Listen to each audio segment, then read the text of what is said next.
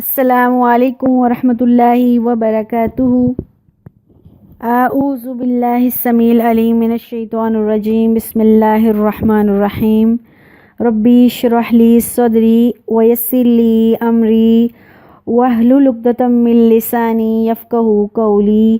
اللہم رب زدنی علما، اللہم فقہنا فی الدین، اللہم انی اسألک علما نافعا وعملا متقبلا ورزقا طیبا۔ اللہم اجعل ھذا القرآن ربیع قلبی ونور صدری وجلاء حزنی وذہب ہمی۔ رضیت باللہ ربا وبالاسلام دینا وبمحمد نبی صلی اللہ علیہ وآلہ وسلم۔ آج ہم 143 آیت سے انشاءاللہ پڑھیں گے۔ 142 آیت سورہ آل عمران ہے، سورت نمبر 3 ہے اور پارہ نمبر 4 ہے۔ 142 تک ہم نے وہ غزوہ احد کے بارے میں ساری باتیں پڑھ لی ہیں، کیسے غزوہ احد میں مسلمانوں کو پہلے فتح ہوئی، پھر مسلمان شکست میں وہ جنگ شکست کی طرف چلی گئی مسلمانوں کے لیے، پھر دوبارہ مسلمانوں نے فتح پائی کافروں کے اوپر، اور وہ اس جنگ میں جو مسلمانوں کو تکلیفیں ہوئیں، مسلمان جو 70 شہید ہو گئے، رسول اللہ صلی اللہ علیہ وسلم کو زخم لگے، حضرت مصعب بن عمیر اور حضرت حمزہ رسول اللہ صلی اللہ علیہ وسلم کے چچا، بڑے بڑے صحابہ کو غم آئے، تکلیفیں آئیں، شہادتیں ملیں، تو اللہ تعالیٰ ان شہادتوں کے بعد مسلمانوں کے حوصلوں کو بلند کر رہے ہیں 142 آیت تک کہ کوئی بات نہیں، یہ جو شہادتیں آئی ہیں، یہ جو غم آئے ہیں، اس سے تم سستی مت دکھانا نیکسٹ ٹائم، اور غم بھی مت کرنا، ہمیشہ مومن ہی اعلیٰ مقام پائیں گے، اوپر ہوں گے۔ اور دوسرا اللہ تعالیٰ نے کہا کہ میں جب تک یہ آزما نہ لیتا تم میں سے صبر والے کون ہیں اور اللہ پر یقین رکھنے والے کون ہیں، تو اس وقت تک تم جنت میں جا نہیں سکتے تھے۔ یہ جو جنگ میں نے تمہارے ساتھ اس طرح سے کیا ہے، یہ اس وجہ سے ہے تاکہ میں آزما سکوں کہ جنت کے اعلیٰ درجات کا مستحق کون ہے، کون اس میدان جنگ کو چھوڑ کر بھاگ جاتا ہے، کون صبر کے ساتھ ہمت کے ساتھ جنگ کو لڑتا ہے۔ آیت نمبر 3 سے آج پڑھیں گے۔ بسم اللہ الرحمن الرحیم۔ وَلَقَدْ كُنْتُمْ تَمَنَّوْنَ الْمَوْتَ مِنْ قَبْلِ أَنْ تَلْقُوهُ، تم موت کی تمنا کر رہے تھے اس سے پہلے کہ وہ تمہیں مل جائے۔ فَقَدْ پس تحقیق، أَرَأَيْتُمُوهُ، اب تم نے اس کو دیکھ لیا خود اپنی آنکھوں سے، وَأَنْتُمْ تَنْظُرُونَ، اور تم دیکھ رہے تھے۔ یہ بات ہے کہ جب غزوہ بدر ہوا تھا تو بہت سے لوگ مکہ کے اندر ہی رہ گئے تھے، مدینہ کے اندر رہ گئے تھے، کیونکہ جو بدر تھی وہ مدینہ سے تھوڑا باہر نکل کر میدان تھا جہاں غزوہ بدر ہوا، اور غزوہ بدر میں جب مسلمان وہ فتح پا گئے تو ایسے مسلمانوں کے لیے جو شہید ہو گئے، کیونکہ اسلام کی پہلی مارکہ آرا جنگ تھی، تو اللہ تعالیٰ نے بہت سی آیات نازل کی جس میں غزوہ بدر کے شہداء کے فضائل تھے، اور غزوہ بدر میں جنہوں نے حصہ لیا ان کے لیے اللہ تعالیٰ کی طرف سے بڑے بڑے انعامات تھے، جنت کی خوشخبریاں تھیں۔ اب جو لوگ پیچھے رہ گئے تھے وہ تمنا کر رہے تھے کاش دوبارہ جنگ کا موقع آئے، ہم بھی جہاد لڑیں، ہم بھی ان لوگوں کی صف میں شامل ہوں، ہمیں بھی شہادتیں ملیں، شہید ہونے کے چونکہ بہت زیادہ اجر و ثواب کا اللہ تعالیٰ نے انعام کیا تھا۔ تو اب اللہ تعالیٰ کہہ رہے کہ وہ بات بھی تو میں نے پوری کرنی تھی، جو تم لوگ دعائیں کر رہے تھے کہ دوبارہ جنگ ہو، ہمیں بھی شہادت ملے، تو اب دیکھ لو تم لوگ تمنا کر رہے تھے موت کی کہ ہمیں شہادت ملے، تو اب اللہ تعالیٰ نے تمہیں شہادت دے دی ہے۔ آیت 144، یہ بڑی دھیان سے سننے والی آیت ہے۔ وَمَا مُحَمَّدٌ إِلَّا رَسُولٌ، رسول اللہ صلی اللہ علیہ وسلم صرف ایک، محمد صلی اللہ علیہ وآلہ وسلم صرف اللہ کے ایک میسنجر ہیں، اللہ کے پیغامبر ہیں۔ قد خلت من قبلہ الرسل، جیسے یہ رسول اللہ کا پیغام لے کر آئے ہیں، کتاب لے کر آئے ہیں، اس طرح پہلے بھی رسول آ چکے ہیں، اللہ کا پیغام لے کر آ گئے ہیں، اور وہ سب کے سب اس دنیا سے جا چکے ہیں۔ أَفَإِن مَّاتَ، اگر اللہ کے نبی فوت ہو جاتے ہیں، اور قتلا، یہ شہید ہو جاتے ہیں، اور قتلا انقلبتم علی اعقابکم، یا اللہ کے نبی شہید ہو جاتے ہیں تو کیا تم میدان جنگ چھوڑ کر بھاگ جاؤ گے؟ وینقلب علی عقیب ومن ینقلب علی عقبیہ، جو میدان جنگ چھوڑ کر بھاگ جائے گا، فلن یضر اللہ شیئا، اللہ تعالیٰ کا وہ کچھ نہیں نقصان کر سکتا۔ یہ غزوہ احد کے درمیانی بات جو پہلے میں ڈسکس کر چکی ہوں کہ غزوہ بدر میں اللہ کے نبی نے جاتے ہی عبداللہ ابن جبیر کے ساتھی کو، جو 50 ساتھی تھے، ان کو تیر دے کر، تلواریں دے کر غزوہ احد کے اندر ایک درہ تھا، چھوٹی پہاڑی تھی، وہاں پر کھڑا کیا تھا کہ تم نے کافروں کا، جو پیچھے سے کافر آئیں گے ان کا دھیان رکھنا ہے، ان کو میدان میں داخل نہیں ہونے دینا۔ لیکن جو مسلمان پہلے جنگ شروع ہوتے ہی گئی، تھوڑی دیر بعد مسلمانوں نے جنگ جیت لی، جنگ کا جو نقشہ تھا وہ فتح میں بدل گیا، مسلمانوں نے مال غنیمت لوٹنا شروع کر دیا، اور وہ جو پہاڑی پر 50 لوگ کھڑے تھے وہ بھی آ کے مال غنیمت لوٹنے رہ گئے، صرف 10 یا 12 آدمی رہ گئے تھے۔ اور جب پیچھے سے خالد بن ولید رضی اللہ تعالیٰ عنہ، جو کہ اس وقت تک مسلمان نہیں تھے، انہوں نے آ کر ان 12 لوگوں سے کچھ کو شہید کر دیا، کچھ کو زخمی کر دیا، اور وہ میدان میں گھس گئے۔ انہوں نے آ کر مسلمانوں کو مال غنیمت لوٹتے ہوئے پیچھے سے حملہ کیا۔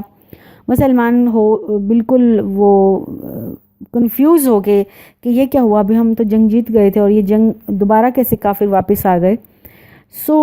ابھی اس درمیان میں بہت سے مسلمان شہید ہو گئے، اور یہاں تک کہ رسول اللہ صلی اللہ علیہ وسلم بھی زخمی ہو گئے۔ اور اس میں سب سے بڑی بات یہ ہوئی کہ مصعب بن عمیر، جو میں پہلے بات کر چکی ہوئی، مصعب بن عمیر ایک صحابی ہیں، جلیل القدر صحابی ہیں، رسول اللہ صلی اللہ علیہ وسلم کے ساتھ آپ رضی اللہ تعالیٰ عنہ کی بہت زیادہ شکل ملتی تھی۔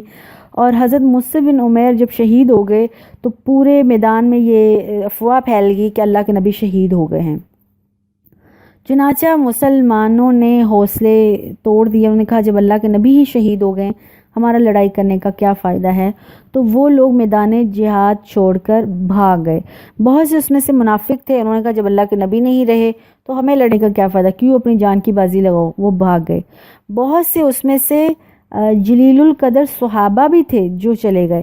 اچھا، ان صحابہ کی مقصد صرف یہ تھا، اللہ سے محبت تھی، کہ اللہ کے نبی سے محبت اور اللہ سے محبت تھی۔ جب اللہ کے نبی نہیں رہے، غم میں نڈھال ہو گئے وہ، ان میں حضرت عثمان رضی اللہ تعالیٰ عنہ بھی تھے، وہ میدان چھوڑ کے چلے گئے۔ تو اللہ کے نبی، یہ آیت احد میں جب احد کی جنگ ہو گئی تو اس کے بعد یہ آیات نازل ہوئیں کہ لوگوں، اللہ کے نبی تو ایک پیغامبر ہیں، میسیج دینے والے ہیں، جیسے دوسرے نبی اور رسول آتے رہے ہیں اب تک، وہ اللہ کا میسیج لے کر آتے رہے، لوگوں کو میسیج دیا، جب ان کی زندگی ختم ہوئی اللہ سے جا ملے۔ اگر اللہ کے نبی کل کو فوت ہو جاتے ہیں یا شہید ہو جاتے ہیں تو کیا تم اسلام چھوڑ دو گے؟ کیا تم اسلام چھوڑ کے کفر میں چلے جاؤ گے؟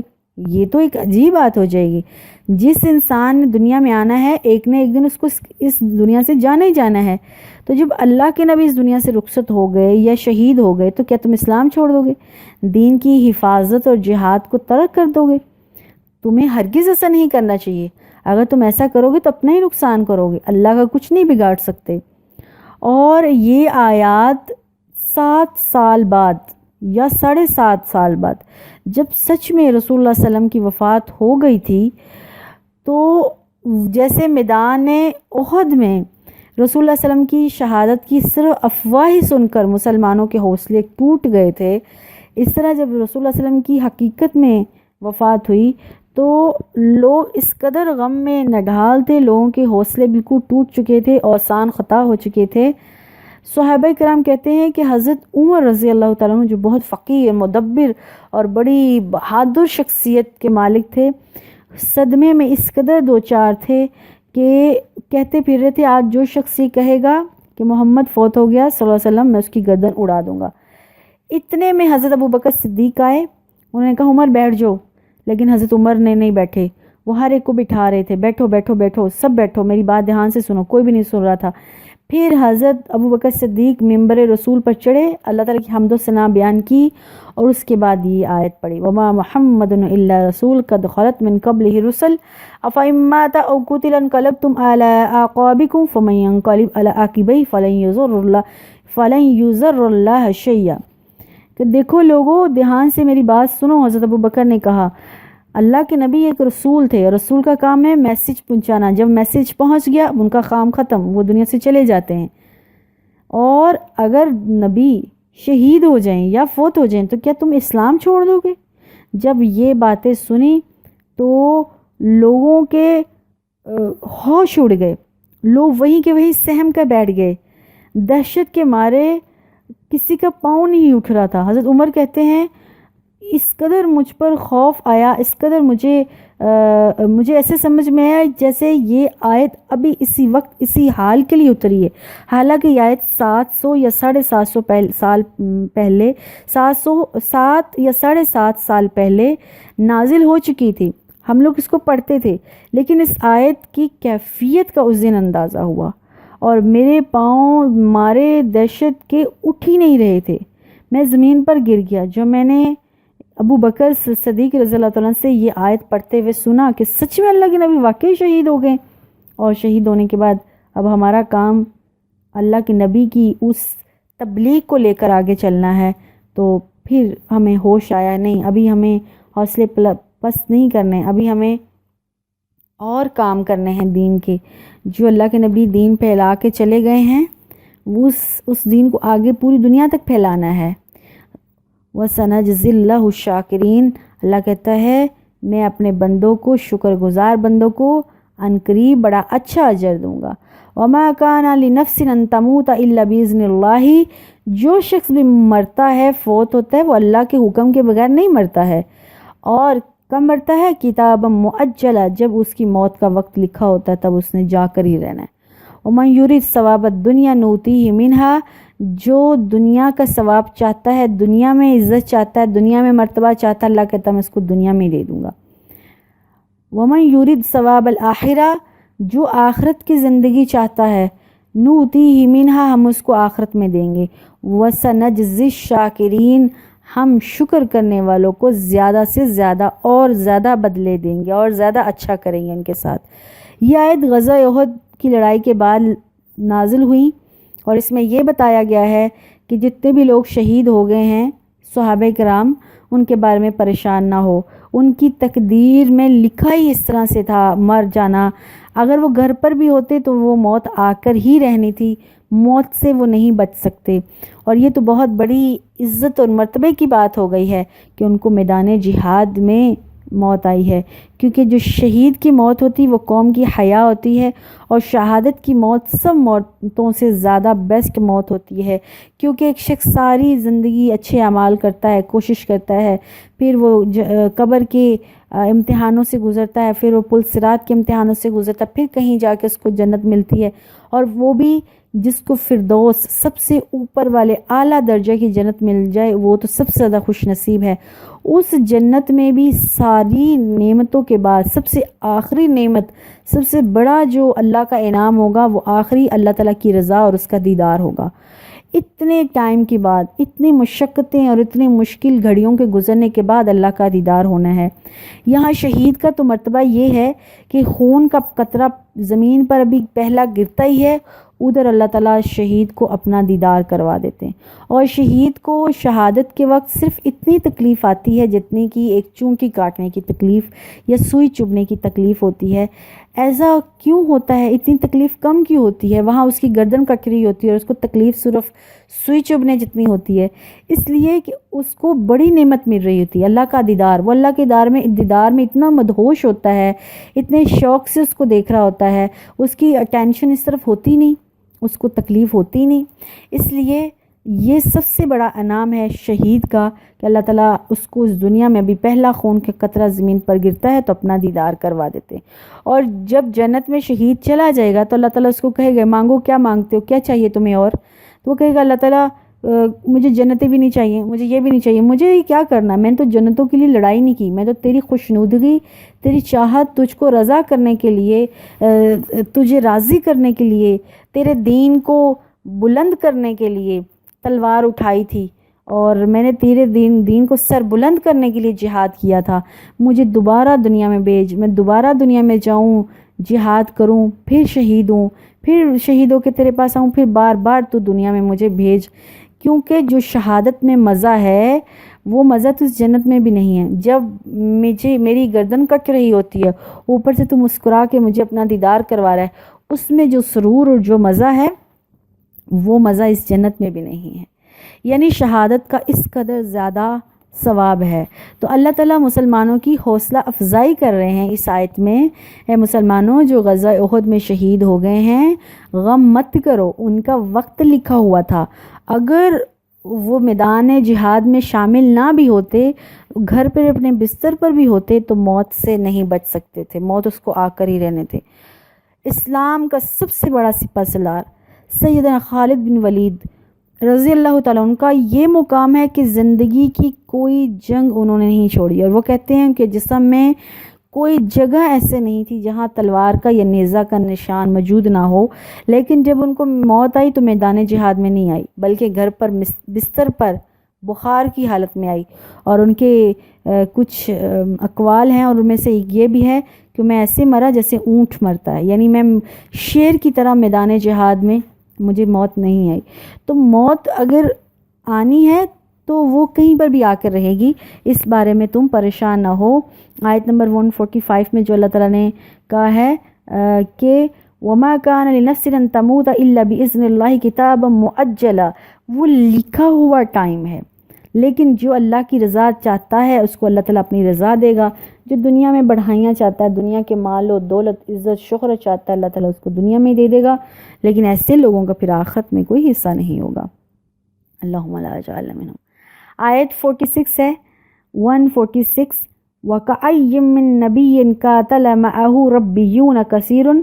یہ صحابہ کرام کو اللہ تعالیٰ تسلی دے رہے ہیں، اے صحابہ کرام، اے نبی اپنے صحابہ کو بتا دو یہ تم لوگ کو پہلی دفعہ جہاد میں جا کے شہید نہیں ہوئے. وَكَأَيٍّ مِّن نَبِيٍّ، بہت سے نبی پہلے بھی شہید ہو چکے ہیں جہاد میں. قاتل، انہوں نے جہاد کیا تھا، وَمَعَهُ رَبِّيُّونَ كَثِيرٌ، اور ان کے ساتھ رب والے بہت سے اللہ والے ولی لوگوں نے بھی ان کے ساتھ جہاد کیا تھا اور وہ شہید ہوئے تھے. وَمَا وَهَنُوا، انہوں نے ہمت نہیں ہاری، لِمَا أَصَابَهُمْ فِي سَبِيلِ اللَّهِ، اللہ کے راستے میں جو بھی ان کو تکلیفیں آئیں انہوں نے ہمت نہیں ہاری. وَمَا ضَعَفُوا، اور نہ ہی انہوں نے کمزوری دکھائی. وَمَا اسْتَكَانُوا، اور نہ ہی وہ جھک گئے کافروں کے آگے. وَاللَّهُ يُحِبُّ الصَّابِرِينَ، انہوں نے صبر کیا، اللہ صبر کرنے والوں کو پسند کرتا ہے. وہ آگے ہے 147 وَمَا كَانَ قَوْلَهُمْ إِلَّا أَن قَالُوا رَبَّنَا اغْفِرْ لَنَا ذُنُوبَنَا وَإِسْرَافَنَا فِي أَمْرِنَا. وہ لوگ تو اتنے باہمت لوگ تھے، جب وہ میدان جہاد میں جاتے تھے تو اللہ تعالیٰ سے دعائیں کیا کرتے، اے اللہ ربنا اغفر لنا ذنوبنا، ہمارے گناہوں کو معاف کر دے. واسرافنا فی امرنا، اور ہمارے جو ہم سے اسراف ہو گیا ہے، جو ہم سے غلطیاں ہو گئی، خطا ہو گئی ہیں، اس کو تم کاؤنٹنگ میں نہ لانا. وثبت اقدامنا، اور ہمارے قدموں کو ثابت قدم رکھو. وانصرنا علی القوم الکافرین، اور کافروں کی قوم پر ہمیں فتح دینا، ہماری مدد کرنا.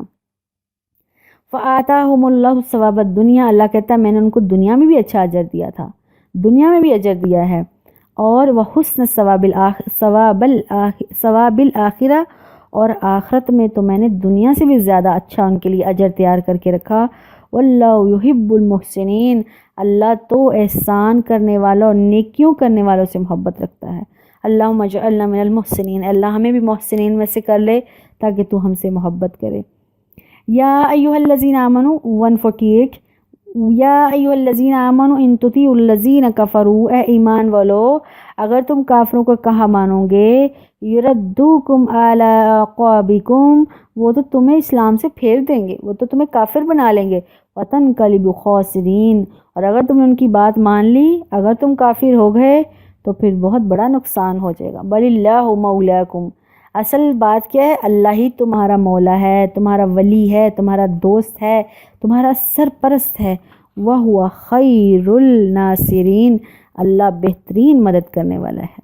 اگر اس جنگ میں تمہارے سے غلطیاں ہو گئیں، تم کافروں کے گھیرے میں آ ہی گئے ہو، جنگ کا نقشہ بدل گیا ہے، تم لوگ فتح پاتے پاتے شکست میں چلے گئے ہو، تو ہمت مت ہارنا، اپنے آپ کو کافروں کی صف میں شامل نہ کرنا، اللہ ضرور تمہاری مدد کرے گا۔ اور اللہ نے مدد کی، کیسے کی؟ سنلقی فی قلوب الذین کفروا الرعب بما اشرکوا باللہ، اللہ نے کہا ان قریب میں کافروں کے دلوں میں تمہارا رعب ڈال دوں گا، اس وجہ سے کہ کافر اللہ کے ساتھ شریک ٹھہراتے ہیں۔ وما ینزل بہ سلطانہ، اور جو اللہ کے ساتھ شریک ٹھہراتا ہے ایسے شخص کے ساتھ اللہ کی کوئی دلیل نہیں ہے، کوئی وعدہ نہیں ہے۔ ومأواہم النار، ان کا ٹھکانہ آگ ہوگا۔ وبئس مثوى الظالمین، وہ ظالموں کا ٹھکانہ بہت ہی برا ہوگا۔ اللہم لا اجعلنا منہم۔ مسلمان ایک دفعہ جیت گئے، مال غنیمت لوٹنے کی وجہ سے احد کے میدان میں دوبارہ ہارے، پھر اللہ تعالیٰ نے مسلمانوں کے اندر جوش و ہمت دی، مسلمان دوبارہ جنگ جیتے، وہ جنگ پھر ہار سے، شکست سے فتح کے اندر بدل گئی اور کافر دم دبا کر بھاگ گیا۔ ابو سفیان اور اس کا لشکر میدان جہاد سے، احد کے میدان سے بھاگ گیا۔ ابھی راستے میں گیا تو اس کو یاد آیا، اتنا بڑا سردار ہو کے میدان چھوڑ کر بھاگ کے آ گیا ہوں۔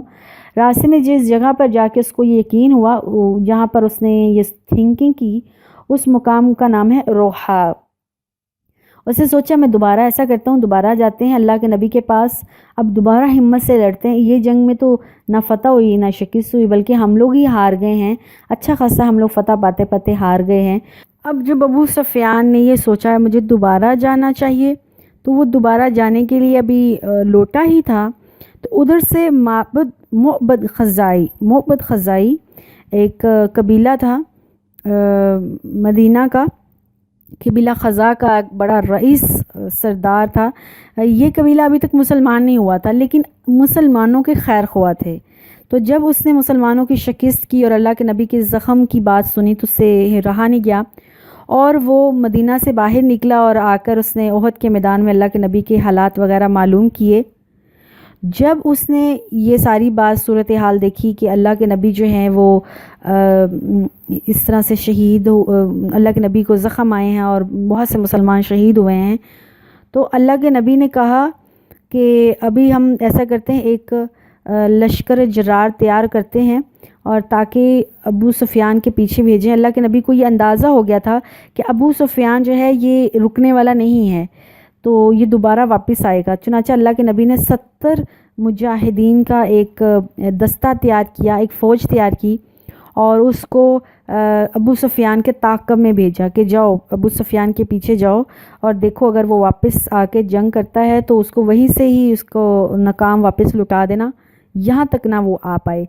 اتنی دیر میں جو معبد خزائی تھا اس نے اللہ کے نبی کے جب حالات سنے تو وہ فوراً نکل کے ابو سفیان کے پاس آ گیا، جہاں ابو سفیان ابھی راستے میں جا رہا تھا، مدینہ سے تھوڑا باہر ہی نکلا تھا، تو ابو سفیان نے اس کو اپنا خیر خواہ سمجھ کر سارے حالات بتا دیے۔ دیکھو ابھی ہمیں فتح نہیں ہوئی، ہم لوگ ہار گئے ہیں، تو میں یہ چاہتا ہوں کہ میں اپنی فوج کو دوبارہ لے کر جاؤں اور اللہ کے نبی کے لشکر کے ساتھ لڑوں تاکہ اب ان کو ہرا کر آؤں۔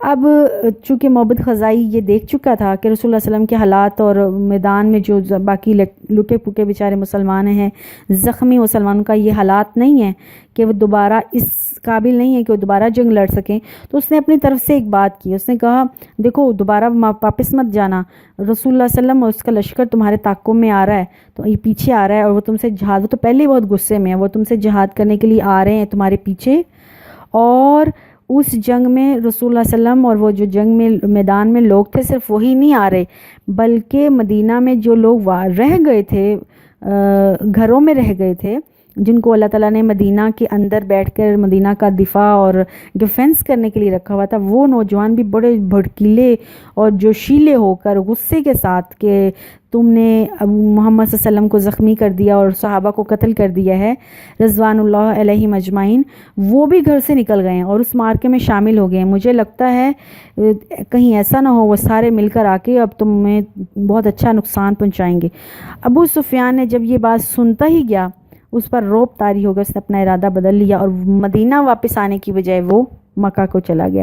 یہ جو آیت 151 میں اللہ تعالیٰ کہہ رہے ہیں نا، سنلقی فی قلوب الذین کفروا الرعب، اللہ تعالیٰ کہتا ہے میں نے کافروں کے دلوں میں تمہارا رعب ڈال دیا تھا پہلے ہی، تاکہ وہ دوبارہ آ کے تمہارے سے جہاد نہ کر سکیں۔ اور کافر ہمیشہ مسلمانوں سے معروب ہوتا ہے، ہمیشہ ڈرتا ہے، اور مومن ہمیشہ سے دلیر ہوتا ہے، سب سے بڑا بہادر ہوتا ہے مومن، کیونکہ اس کو اللہ پر یقین ہوتا ہے، اس کا اللہ پر ایمان ہوتا ہے، توکل ہوتا ہے، اور کافر ہمیشہ کمزور ہوتا ہے، کیونکہ کافروں کے ساتھ اللہ کا کوئی وعدہ نہیں، مشرکوں کے ساتھ اللہ کا کوئی وعدہ نہیں ہے۔ اس لیے 152 ہے وَلَقَدْ صَدَقَكُمُ اللَّهُ وَعْدَهُ، اور تحقیق اللہ تعالیٰ نے اپنا وعدہ سچا کر دکھایا، اِذْ تَحُسُّونَهُم بِإِذْنِهِ، جب تم ان کو قتل کرے۔ تحسو کا مطلب ہوتا ہے کسی کو دبوچ لینا پنجوں کے اندر، تو میں ترجمہ سمپل کرتی ہوں، جب تم نے کافروں کو جب جہاد شروع ہوا تھا احد کے میدان میں، ذرا اس وقت کو یاد کرو کہ اللہ تعالیٰ نے اپنا وعدہ سچا نہیں کر دکھایا تھا۔ اللہ نے کہا تھا کہ اگر تم اللہ پہ یقین رکھو گے تو اللہ تمہیں فتح دے گا، تو ذرا اس وقت کو یاد کرو، اللہ تعالیٰ نے تمہارا وعدہ سچا کر کے دکھایا تمہیں اپنا وعدہ۔ وہ کیا وعدہ تھا؟ اِذْ تَحُسُّونَهُم بِإِذْنِهِ، جب تم کافروں کو اللہ کے حکم سے قتل کر رہے تھے۔ حَتَّى إِذَا فَشِلْتُمْ وَتَنَازَعْتُمْ فِي أَمْرِكُمْ، ہاں تم نے بزدلی دکھائی، تم نے اللہ کے نبی کی بات کو نہیں مانا اور تم آپس میں جھگڑنے لگے۔ مِن بَعْدِ مَا أَرَاكُمْ مَا تُحِبُّونَ، جب تم نے مال غنیمت دیکھ لیا تم بھاگے، اللہ کی نبی کی بات بھی نہیں سنی، ابھی تک یہ بھی نہیں دیکھا کہ صحیح طرح سے ہمیں اچھی فتح ہوئی ہے، کافر سچ میں میدان جہاد چھوڑ کر بھاگ گیا ہے یا نہیں بھاگا، بس تم نے مال غنیمت دیکھا اور تم ٹوٹ پڑے اس کے اوپر۔ منکم من یرید الدنیا ومن یرید الآخرہ، تم میں سے کچھ لوگ تو ایسے تھے جو دنیا کا ساز سامان چاہتے تھے، یعنی مال غنیمت چاہتے تھے۔ مال غنیمت ایسے لگتا تھا جیسے کچھ لوگ تو صرف مال غنیمت لوٹنے ہی آئے تھے اور تم لوٹنا شروع ہو گئے۔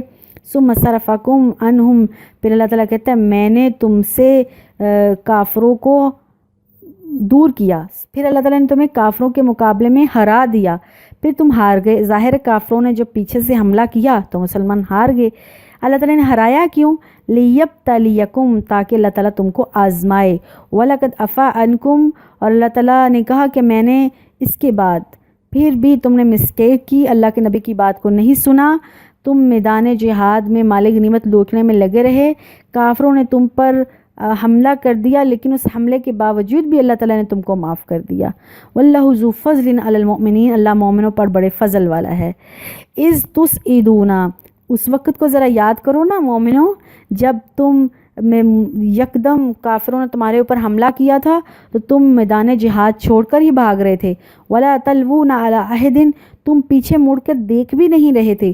والرسول یدعوکم فی اخراکم، اللہ کے نبی پیچھے سے اخراکم، تمہیں پیچھے سے آوازیں دے رہے تھے۔ جب اللہ کے نبی کے بارے میں مشہور ہو گیا کہ اللہ کے نبی نعوذ باللہ شہید ہو گئے ہیں تو مسلمان میدان جہاد چھوڑ کر بھاگ گئے مدینہ کی طرف۔ تو اللہ کہہ رہا ہے کہ اس وقت کو یاد کرو جب تم میدان جہاد کو چھوڑ کر بھاگے تھے، اللہ کے نبی پیچھے سے آوازیں دے رہے تھے واپس آؤ جہاد کرو، اور تم اس وقت کو ذرا یاد کرو نا، پھر تم واپس آئے۔ فَأَصَابَكُمْ غَمًّا بِغَمٍّ، پھر تمہیں ایک غم کے بعد دوسرا، پہلا شکست ہوئی، پھر اللہ کے نبی شہید زخمی ہو گئے، مسلمان شہید ہوئے، مسلمان جنگ ہار گئے، مصیبتوں پر مصیبتیں، پریشانیوں پر پریشانیاں تمہارے اوپر آئیں، لیکن میں اللہ پھر بھی تم لوگوں کو حوصلہ دیتا ہوں۔ کیا؟ لِكَيْ لَا تَحْزَنُوا عَلَى مَا فَاتَاكُمْ، تم اس پر جو تمہارے ہاتھ سے نکل گیا ہے اس کے اوپر غم نہ کرو۔ وَلَا مَا آصَابَكُمْ، جو تمہیں تکلیفیں پہنچی ہیں میدان جہاد پر اس پہ بارے میں دکھ نہ کرو۔ وَاللَّهُ خَبِيرٌ بِمَا تَعْمَلُونَ، اللہ تعالیٰ جو بھی تم عمل کرتے ہو اس کو خبر رکھنے والے۔ آگے نیکسٹ جو ہے وہ ہم آگے مزید اور باتیں وہ پڑھیں گے اپنے نیکسٹ لیکچر میں۔ والسلام علیکم ورحمۃ اللہ وبرکاتہ۔